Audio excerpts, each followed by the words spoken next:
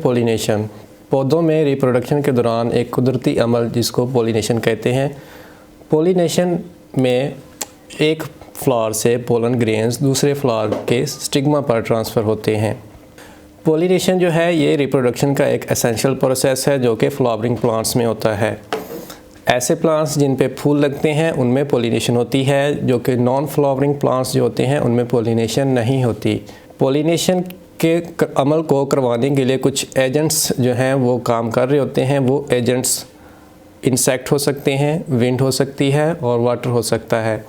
तो यहाँ पे एक फिगर में आप देख सकते हैं कि एक हनी बी जो है वो आ रही है नेक्टर फीडिंग के लिए, फूल का रस चूसने के लिए। वो आके फूल के ऊपर जब बैठती है तो उसके परों के साथ या उसकी टांगों के साथ जो फ्लावर के एंथर्स हैं वो चिपक जाते हैं। जब वो एक फ्लावर से उड़ के दूसरे फ्लावर पर जाती है तो वो वाले जो एंथर हैं वो उस दूसरे फ्लावर के स्टिग्मा पे जा गिरते हैं और इस पूरे प्रोसेस को हम पोलिनेशन बोलते हैं।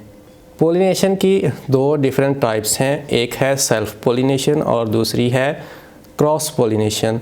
सेल्फ पोलिनेशन अगर एक ही प्लांट का फ्लावर उसी प्लांट के फ्लावर पे जाके गिरे पोलन ग्रेन्स तो उसको सेल्फ पोलिनेशन बोलेंगे। और जबकि जो क्रॉस पोलिनेशन है उसमें दो डिफरेंट प्लांट्स होने चाहिए कि एक प्लांट का फ्लावर से एंथर वो दूसरे प्लांट के फ्लावर के एंथर पे जा गिरें तो ये क्रॉस पोलिनेशन होगी। अगर एक ही फ्लावर के एंथर उसी फ्लावर के स्टिग्मा पे गिर रहे हैं तो ये सेल्फ पोलिनेशन है। और अगर एक ही पौधे का जो फ्लावर है एक फ्लावर के एंथर उसी पौधे के दूसरे फ्लावर के स्टिग्मा पे गिरते हैं तो ये भी सेल्फ पोलिनेशन है।